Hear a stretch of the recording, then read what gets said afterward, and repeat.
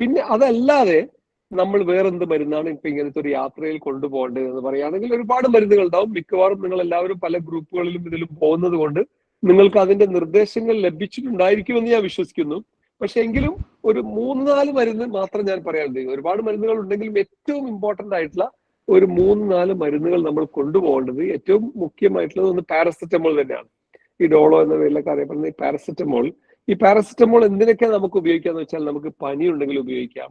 ഇനി അതല്ലാതെ ശരീരവേദന ഉണ്ടെങ്കിലും ഉപയോഗിക്കാം. അതൊരു നല്ല സ്ട്രോങ് പെയിൻ കില്ലർ അല്ല എങ്കിലും സാധാരണ രീതിയിലുള്ള ശരീരവേദന, പ്രത്യേകിച്ച് നമ്മൾ നടന്ന് തവാഫ് ചെയ്ത് കൂടുതൽ നടന്നൊക്കെ നമ്മുടെ കാലിന് വേദനയൊക്കെ ഉണ്ടെങ്കിൽ നമുക്ക് ഉപയോഗിക്കാൻ പറ്റിയ ഒരു മരുന്നാണ്. പിന്നെ അതിന്റെ കൂടെ നമ്മൾ കൊണ്ടുപോകേണ്ട മറ്റൊരു മരുന്ന് അലർജിക്കുള്ള മരുന്നാണ്. സെട്രിസിൻ എന്നൊക്കെ പറഞ്ഞാൽ അതൊക്കെ നിങ്ങളുടെ ഡോക്ടേഴ്സിനോട് ചോദിച്ചാൽ അവർ എഴുതരും സെട്രിസിൻ എന്ന മരുന്നൊക്കെ. കാരണം ഈ തൊണ്ടവേദനയും മൂക്കടപ്പും ജലദോഷവും ഒക്കെ വരാൻ സാധ്യത വളരെ കൂടുതലുള്ളത് കൊണ്ട് ഈ അലർജിക്കുള്ള ഒരു മരുന്ന് കൂടി കഴിക്കാം. ഈ അലർജി നല്ലോണം ഉണ്ടെങ്കിൽ ശരിക്കും ഈ പാരസെറ്റമോളും അലർജിക്കുള്ള മരുന്നും കൂടി ചേർത്തും കഴിക്കാം.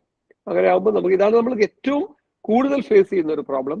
പിന്നെ മറ്റൊരു പ്രശ്നം ആളുകൾ ഫേസ് ചെയ്യുന്നത് എന്താ വെച്ചാൽ നമ്മുടെ വയറിന് അസ്വസ്ഥത ഉണ്ടാകുക, പ്രത്യേകിച്ച് വെള്ളം മാറി അല്ലെങ്കിൽ ഭക്ഷണം മാറി എന്ന് വരുമ്പോൾ ഗ്യാസ്ട്രൈറ്റിസ് ഉണ്ടാകുക എന്നുള്ളത് ഒരു പ്രശ്നമാണ്. വയറുവേദന അതിന് നമ്മൾ ഏറ്റവും കൂടുതലായിട്ട് നമ്മളിപ്പോൾ ഉപയോഗിക്കുന്ന ഒരു മരുന്നാണ് പാൻറ്റപ്രസോൾ എന്ന് പറയുന്ന മരുന്ന്, പാൻ എന്നൊക്കെ പേരിൽ അറിയപ്പെടുന്ന മരുന്ന്. ഇതും നമ്മൾ കുറച്ച് കരുതുക. ഇതൊക്കെ നമുക്ക് ആവശ്യമുണ്ടെങ്കിൽ മാത്രമേ ഉപയോഗിക്കുന്നുള്ളൂ എന്നതുകൊണ്ട് ഒരു 10-15 ടാബ്ലറ്റ്സ് കരുതിയാൽ മതിയാകുമെന്നാണ് എൻ്റെ വിശ്വാസം.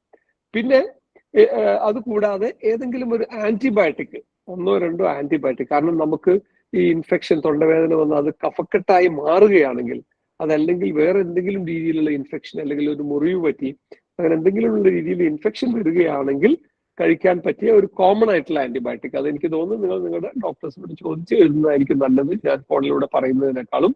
അപ്പൊ ഈ 3-4 മരുന്നാണ് നിർബന്ധമായിട്ട്. പിന്നെ ലൂസ് മോഷനുള്ള മരുന്ന്, ഛർദിക്കുള്ള മരുന്ന്, അങ്ങനെ പല മരുന്നുകളും വേണമെങ്കിൽ കരുതാം.